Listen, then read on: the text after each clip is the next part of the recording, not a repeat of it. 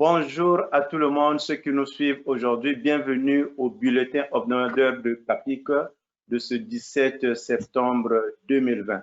Alors, je suis Charlemagne Mfera, consultant réglementé en immigration, spécialiste dans les dossiers d'asile et les dossiers auprès de la Commission de l'immigration et du statut de réfugié. Je suis membre de CAPIC. Alors, dans ce bulletin hebdomadaire de ce 17 septembre 2020, je serai avec mon collègue Joseph Zakour. Bonjour Joseph. Bonjour Charlemagne. Alors, tout au long de ce hebdomadaire, ce bulletin, nous allons voir avec vous en survol les dossiers concernant les demandes d'asile au Canada, le suivi que nous faisons avec la communication avec IRCC ou bien la Commission des réfugiés, plus précisément Postel. Nous allons également faire un survol sur la situation au Liban, l'aide à l'immigration et l'aide accordée au consulat canadien qui se trouve à Beyrouth. Nous allons parler des avis de pratique des différentes sections de la Commission de l'immigration et des statuts de réfugiés. Et nous allons également aborder la question de parrainage des réfugiés au Canada, au Québec plus particulièrement. Alors, concernant les mises à jour de la Commission de l'immigration et des statuts de réfugiés, alors j'aimerais vous mentionner que depuis le 14 septembre 2020, il est maintenant obligatoire pendant l'audience d'avoir un masque qui est non médicalisé. Donc, si vous êtes en audience, vous devez porter votre masque. Nous avons par le passé déjà partagé que au niveau de la Commission de l'immigration et des statuts de réfugiés, plus précisément à la section de la protection des réfugiés, les audiences se tiennent dans deux salles différentes. Alors, avec l'obligation qui nous ont ramené le 14 septembre 2020, qu'il faut porter le masque, certainement, le commissaire sera dans la salle avec nous. Mais pour le moment, ça se tient dans deux salles différentes. Et nous avons également nous parlons également de l'avis de pratique sur la prolongation du délai pour soumettre le formulaire de fondement de demande d'asile si vous avez déposé votre demande au niveau du PDE. Donc, par le passé, c'était 15 jours. Là, avec l'avis de pratique que nous avons reçu, nous avons des délais additionnels qui nous ont été donnés. Donc, si la demande a été déférée à la section de la protection et des réfugiés le 4 juillet, entre le 4 juillet et le 28 août 2020, alors vous devez déposer le FDA le 12 octobre 2020. Donc, je parle du FDA qu'il faut déposer. Par le passé, il fallait 15 jours pour déposer 2 exemplaires de FDA. Mais là, vous avez jusqu'au 12 août pour le déposer. Si la demande a été déférée à la SPR après le 28 août 2020, vous avez jusqu'au 15 octobre pour déposer votre FDA. Alors, vous pouvez déposer le FDA qui est complet, comme vous pouvez déposer le FDA qui est partiel. Si vous déposez le FDA partiel, après un certain temps, vous allez recevoir une communication vous demandant de compléter votre FDA. Alors, pour ce qui est de la présence des enfants à l'audience, depuis le projet pilote de septembre 2019, les enfants de moins de 12 ans ne sont pas obligés ou bien ne sont pas autorisés à être dans la salle d'audience. Par contre, les enfants de plus de 12 ans doivent être avec vous dans la salle d'audience. Alors, Joseph, donne-nous un peu les informations. Comment présenter une demande d'asile étant au Canada ou bien à la frontière? Merci Charlemagne. Ici, je me permets de reculer un pas en arrière pour dire comment ça fonctionne avec IRCC, avec Immigration Canada, avant d'arriver à la Cour, avant d'arriver à la demande d'asile comme telle. Alors, quelqu'un qui se trouve à l'intérieur du Canada peut présenter dorénavant sa demande d'asile en ligne. Et Immigration Canada nous fournit un courriel particulier pour communiquer pour la première fois avec le département pour soumettre la demande en ligne.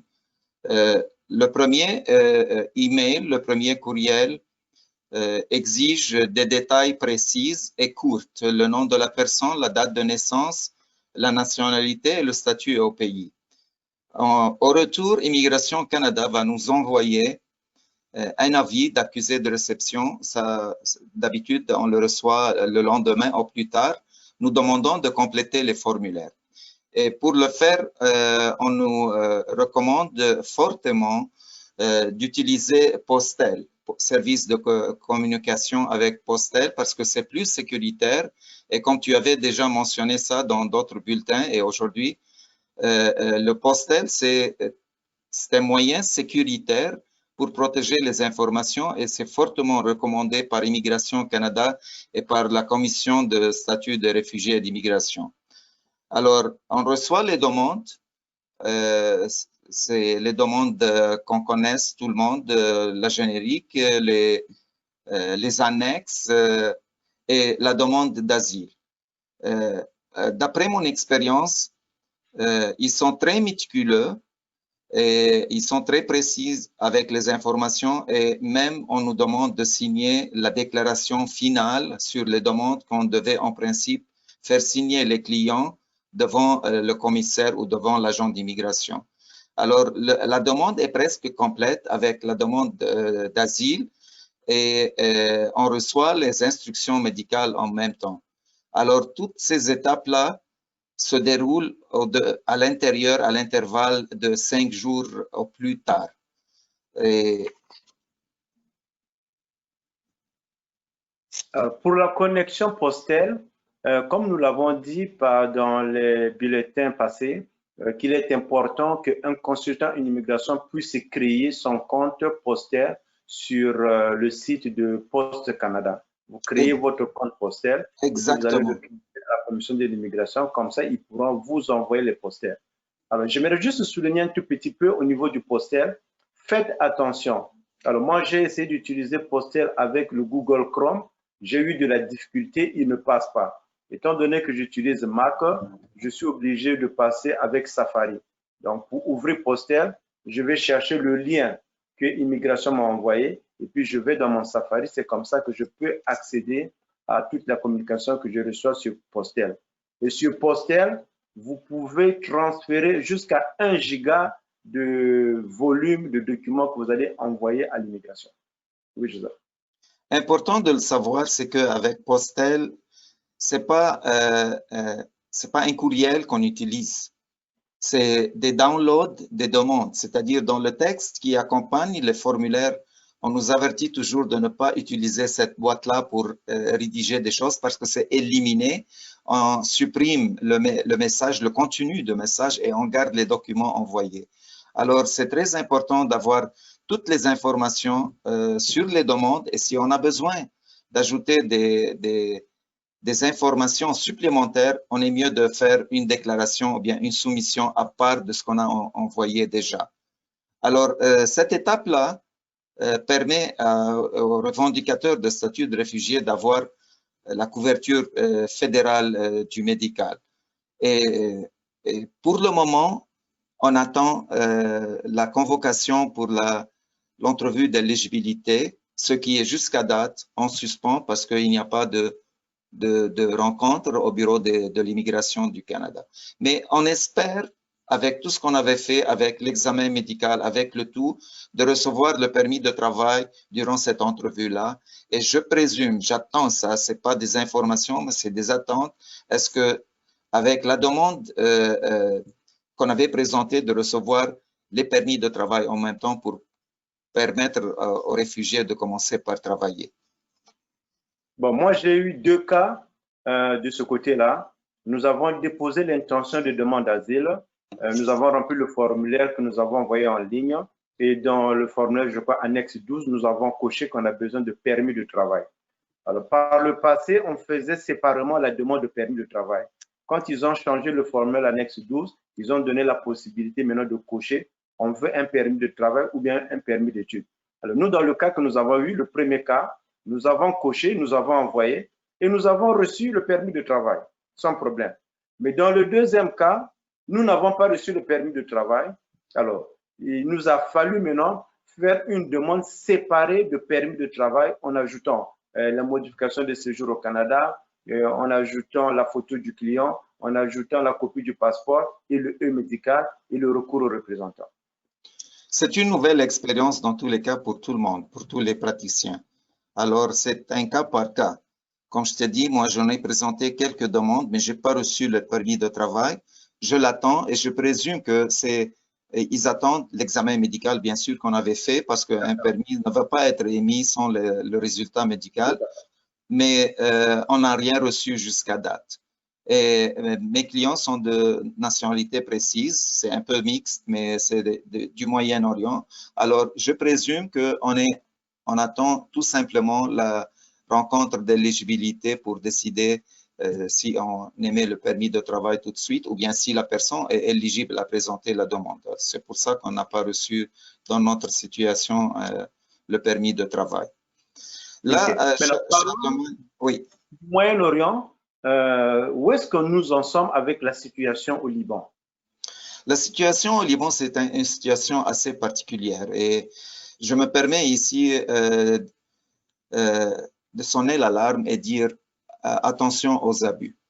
Il y en a pas mal des représentants, je ne dis pas des consultants, des représentants qui prétendent être des représentants, à mon avis, ce sont des fantômes, qui abusent de la situation actuelle au Liban. L'ambassade du Canada a émis un avis le 3 septembre 2020 suite à l'explosion de Beyrouth qui a eu lieu le 4 août 2020. Alors, les mesures qu'ils ont prises, c'est pour alléger les formalités des gens qui ont le droit de rentrer au Canada, comme l'époux, l'épouse, le père, la mère, les grands-parents. Et bien sûr, les Canadiens et les résidents de retour. Cet allègement-là, c'est pour le temps de procédure. D'après mon expérience, c'est pas pour la décision comme telle. C'est-à-dire, si quelqu'un, dans une situation normale, n'allait pas recevoir un visa, que ce soit un permis de retour pour un résident permanent ou bien un visa de visiteur, il ne va pas le recevoir à cause de cet allègement. L'allègement, c'est pour le temps de procédure. Et Beyrouth est en train de traiter les demandes dans un intervalle de 5 jours. Et en réalité, c'est le lendemain qu'il envoie la réponse. Ils n'attendent pas 5 jours, malgré que c'est spécifié par 5 jours. Alors, la question de Beyrouth, c'est très délicat et c'est très particulier. C'est-à-dire, l'ambassade du Canada à Beyrouth a dessiné une carte géographique aux alentours de la place de l'explosion du port de Beyrouth pour dire quel quartier est affecté par rapport à elle pour recevoir ce traitement. C'est-à-dire, ce n'est pas un traitement pour tous les Libanais, ce n'est pas un traitement pour tous les résidents au Liban, surtout qu'il y en a pas mal de Syriens réfugiés au Liban qui attendent leur visa pour quitter vers le Canada. Alors, c'est très important de faire attention, de prouver qu'on appartient à cet endroit, cette périphérie géographique que l'ambassade du Canada a dessiné. Alors, l'allègement qu'ils ont offert à la communauté libanaise, c'est qu'ils ont dispensé des frais de service, des frais du gouvernement, comme les $50 pour les permis de retour, les $100 pour les visas, mais encore une fois, ce n'est pas pour faciliter ou bien pour dispenser des autres exigences, comme quoi si la personne n'est pas admissible ou n'est pas d'habitude de bonne foi, il ne va pas recevoir le visa. Alors, donc, ça veut dire que l'aide à l'immigration ou bien le consulat canadien qui se trouve au Liban, c'est pas pour, à Beyrouth, ce n'est pas pour tous les Libanais ou bien toutes les personnes. Il faut que vous soyez dans la liste des quartiers qui sont proches de là où il y a eu la tragédie. Sur le site du gouvernement, si vous allez voir une liste de ces endroits. Il faut démontrer que nous appartenons ou bien nous résidons à cet endroit pour bénéficier de cet allègement. Exactement, exactement. Tout ce qui a rapport à l'explosion dans le quartier, là, qui est spécifié, peut bénéficier. Par exemple, je donne un exemple, j'ai un cas d'un citoyen canadien qui travaillait tout près du port, qui a perdu son emploi, mais qui n'habite pas dans ce quartier-là. Il habite un peu plus loin, 10 km à peu près. Alors, je prends comme justification de demander un visa de visiteur pour sa conjointe, le fait qu'il a perdu son travail et qu'il est affecté parce que son travail est là. C'est-à-dire les ressources de cette famille-là viennent du boulot qui est malheureusement situé aux endroits aux alentours de l'endroit d'explosion. OK. Alors, concernant les demandeurs d'asile, des réfugiés pour le parrainage pour le Québec, où est-ce que nous en sommes avec la situation, avec la pandémie? OK. Malheureusement, les réfugiés payent toujours le prix, que ce soit à l'extérieur ou bien à l'intérieur. D'habitude, le MIFI, le gouvernement du Québec, répondait dans quelques semaines sur les demandes qu'on présente chaque année, parce qu'il y a une cible de 750 demandes tout simplement. C'est pas plus, c'est pas moins. Alors, malheureusement, cette année, à cause du COVID-19, l'étude des demandes a été retardée jusqu'à tout récemment, jusqu'au mois d'août. Et ce qui est arrivé, ce qui a vraiment été un peu lourd par rapport aux organismes et aux parrains, les 2 à 5, c'est que le MIFI a exigé de mettre à jour tous les documents. On vient de présenter tous les documents en janvier, maintenant en août, on nous demande de présenter de nouveaux documents. Malheureusement, il y en a pas mal des parrains qui ont soit perdu leur travail, soit qu'ils ont pris l'aide du gouvernement et qui ne sont pas dans la même situation qu'ils étaient en janvier. Alors, on espère très bien que ça ne va pas pénaliser les réfugiés.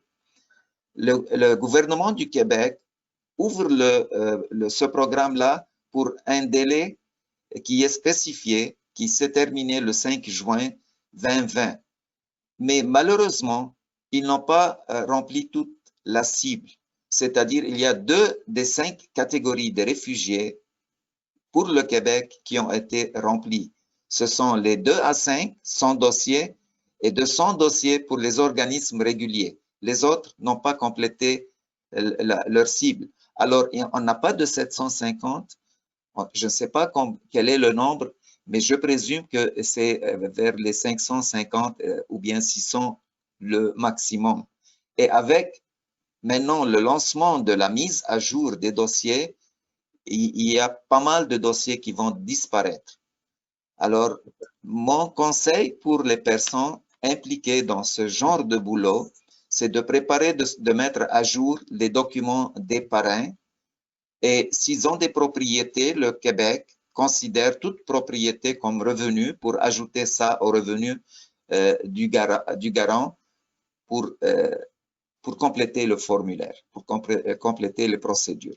Alors, on espère que les réfugiés ne seront pas pénalisés à cause de la COVID-19. On l'espère bien. J'en profite également pour faire une petite mise à jour concernant le programme que nous avons entendu des anges gardiens, c'est-à-dire la reconnaissance, l'attribution à la résidence permanente à des demandeurs d'asile, des personnes qui ont été déboutées, ces personnes pour lesquelles le gouvernement fédéral veut leur donner la résidence permanente. Donc, le dossier actuellement est au niveau du Québec. Nous attendons la mise à jour. Si jamais vous avez des clients qui vous contactent, parce qu'il y a les clients qui nous contactent qui disent que j'ai travaillé en temps de la pandémie, j'ai fait le travail essentiel. Faites attention, ce programme s'applique à des personnes qui ont travaillé dans le domaine de la santé. Si vous allez sur le site du MIFI, vous avez la liste de toutes ces personnes qui sont éligibles par rapport à leur emploi. Il faut faire attention là-dessus. Alors, concernant la SAI, les autres sections de la protection de la Commission de l'immigration et des statuts de réfugiés, nous avons eu un avis de pratique de la SAI, le MARL, et puis nous avons les audiences. Alors, vous avez eu une expérience avec un dossier de parrainage, vous avez fait un appel. Comment ça s'est passé, votre expérience avec le MARL? Écoutez, l'audience a fonctionné à parfait. Cependant, on a eu un problème pour connecter avec l'appelant qui était en Jordanie. Alors, ça nous a pris 45 minutes à peu près pour faire la connexion avec la personne en Outre-mer. D'ailleurs, moi, par précaution, j'avais demandé à la SAI si on peut faire un test une journée en avance. Ils étaient très coopératifs, ils ont accepté, mais le client était très hésitant. Et j'avoue ici une chose, c'est qu'il voulait même annuler l'audience parce qu'il avait très peur. Alors, le jour de l'audience, le problème a été réglé. Le commissaire a été très gentil avec nous. Les choses ont fonctionné à parfait. La connexion était parfaite, que ce soit avec la Jordanie ou bien que ce soit avec moi de mon bureau. Alors, ça a été très bien au point de vue technique, au point de vue professionnalisme du commissaire. J'ai aucun reproche à faire ici. Ok, ça c'est excellent. Alors, pour ceux qui nous suivent, vous savez que depuis que nous avons commencé avec la COVID, la Commission de l'immigration et de statut de réfugiés revoit ses manières de fonctionnement, le dépôt des dossiers, il passe en mode électronique. Donc, si jamais vous avez des documents que vous devez déposer en papier à la SPR, à la SAI ou bien à la SI, vous vous présentez au complexe Guy Favreau à l'entrée de la Commission de l'immigration et des statuts de réfugiés. À votre droite, vous avez un carton. Vous déposez vos documents à l'intérieur. Par contre, pour ceux qui doivent envoyer des documents à Immigration Canada, IRCC, vous devez utiliser la connexion postale parce que nous n'avons pas la possibilité d'aller chez les autres pour déposer les documents. Alors, j'aimerais juste mentionner, nous n'avons pas reçu d'avis de pratique concernant les dossiers qu'il faut déposer au ministre. Donc, si vous avez des documents, vous êtes dans un projet là où le ministre a donné un avis d'intervention, ou bien encore là où le ministre intervient dans votre audience, si vous avez des documents qu'il faut transmettre, vous devez vous présenter au 10-10 Saint-Antoine, vous montez au deuxième étage, vous déposez votre dossier à la réception du 10-10 Saint-Antoine. N'oubliez pas d'avoir une confirmation en main cachée sur votre document et vous prenez l'avis de transmission de ce document, vous allez déposer à la Commission de l'immigration et du statut de réfugié. Alors, il y a également, vous allez avoir la possibilité avec certaines sections de la Commission de l'immigration et du statut de réfugié d'envoyer les documents par email. Alors, si jamais vous avez cette opportunité d'envoyer les documents par email, sachez que le volume accepté, c'est 10 mégaoctets. Donc, qu'est-ce que vous faites? Par exemple, vous avez 7 pages. 7 pages, si vous les scannez, ça vous donne à peu près ce volume-là. Donc, faites attention avec les documents que l'on doit transférer. Alors, Joseph, est-ce que vous avez encore d'autres informations à nous partager concernant la communication avec la Commission de l'immigration ou bien avec l'immigration ou bien avec notre pratique comme consultant en immigration en ces temps de pandémie? Ce que je peux conclure ici, c'est faire attention au formulaire qu'on est en train de compléter pour soumettre à IRCC. Parce que j'avoue que j'ai eu un peu de la misère au début parce qu'ils voulaient la signature même sur les déclarations, alors je les faisais par après sans qu'ils le demandent. Bien sûr, les informations doivent être complètes, doivent être mises à jour et la demande d'asile, c'est une occasion de présenter le tout dès le début. Alors, on peut toujours soumettre des documents de support, mais la demande d'asile, je conseille à la compléter dès le début. OK. Alors, ce que Joseph est en train de mentionner, je vais un peu soulever ce point très important. C'est-à-dire que d'habitude, quand on fait une demande d'asile, on remplissait les formulaires. Le générique pour le Canada, l'annexe A, l'annexe 12, et puis le FDA et le recours aux représentants. Alors, on les remplit, on les signe. Mais cette fois-ci, étant donné que nous l'envoyons en ligne, donc il faudrait que le client signe. Alors, il y a aussi ce qu'on appelle la déclaration en temps normal. On le signait devant l'agent de l'immigration quand on passait l'entrevue de recevabilité. Donc, maintenant, on nous demande également de le signer, de confirmer que les informations sont exactes, correctes et le client comprend qu'est-ce qu'il a déclaré. Et il faut envoyer tous ces formulaires-là. Parce que si nous n'envoyons pas tous ces formulaires, nous allons avoir des retours de la part de IRCC. Nous, ce que nous avons remarqué ces derniers temps, je ne sais pas s'il y a eu un petit problème au niveau de la connexion. Comme a dit mon collègue Joseph, tout est nouveau, tout le monde est en train d'expérimenter. Je me suis rendu compte qu'un client qui a déjà passé la visite médicale, pour lequel il a reçu le E médical, alors j'étais surpris de voir que dans mon compte postal, il m'a envoyé à 2 reprises l'information que le client devait passer la visite médicale. Alors que le client déjà passer sa visite médicale. Donc, qu'est-ce que j'ai fait? Médicale qui confirme que le client a passé la visite médicale, je l'ai scanné et puis je l'ai envoyé par le moyen du poster pour qu'il puisse avoir l'information que le client est passé. Parce que si jamais le client ne passe pas à la visite médicale, malheureusement, on ne pourra pas avoir le permis de travail qui va le permettre de travailler en ce moment. Donc, on fait très attention et nous suivons également de près tout ce qui se passe comme avis pratique. Si vous avez le temps, vous pouvez aller sur le site de la Commission de l'immigration et du statut de réfugié. Dès que vous arrivez sur leur site, vous avez la possibilité d'aller dans différentes sections et de voir quelles sont les mises à jour qui sont là-bas. Il y a des mises à jour au niveau de la section de la protection des réfugiés. Il y a des mises à jour au niveau de la section d'appel des réfugiés. Et nous avons également les mises à jour de la section de l'immigration et de la section d'appel de l'immigration. Alors, pour ce qui est des audiences de la détention, ceux qui représentent les clients dans les révisions des motifs de détention, nous recevons les convocations de se présenter à l'audience avec le ministre. Donc, vous vous présentez pour représenter le client.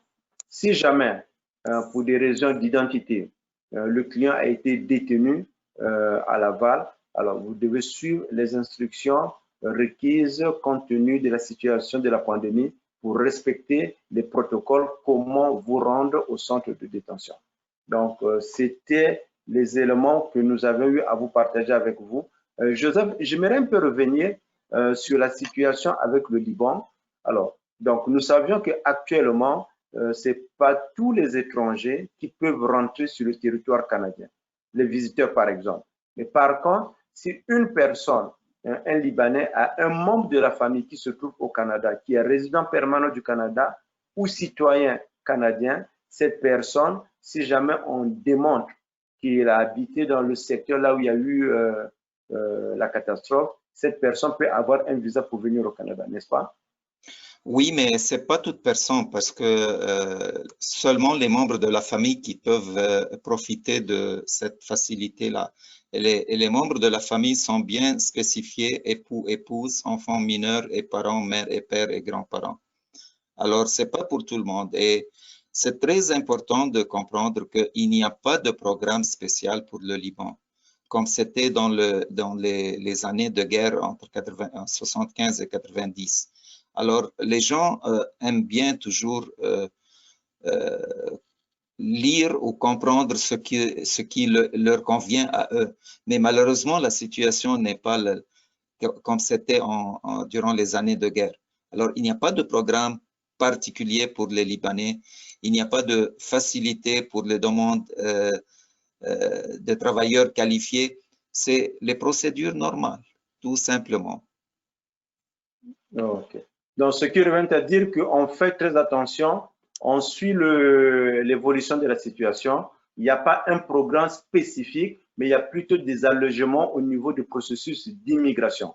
Parce que les clients vont venir nous voir. Exactement. Et l'allègement, c'est spécifié pour une période limitée qui se termine le 31 janvier 2021. C'est-à-dire, s'il y a quelqu'un vraiment affecté par l'explosion et qui tombe dans la catégorie des personnes qui ont la permission de rentrer au pays, il peut présenter sa demande et avoir la décision dans l'intervalle de 5 jours ouvrables. Ok. Mais en tout cas, je vous remercie, Joseph, d'avoir été avec nous, de partager ces informations de mise à jour, les avis de pratique au niveau de la Commission de l'immigration et du statut de réfugié. Alors, nous allons encourager tous nos amis, nos collègues consultants en immigration, ou bien vous êtes conseiller, vous êtes un avocat, vous pouvez vous abonner à la chaîne pour avoir les weekly, pour avoir les mises à jour que nous faisons régulièrement. Allez, abonnez-vous et il nous fera plaisir de partager les informations avec vous.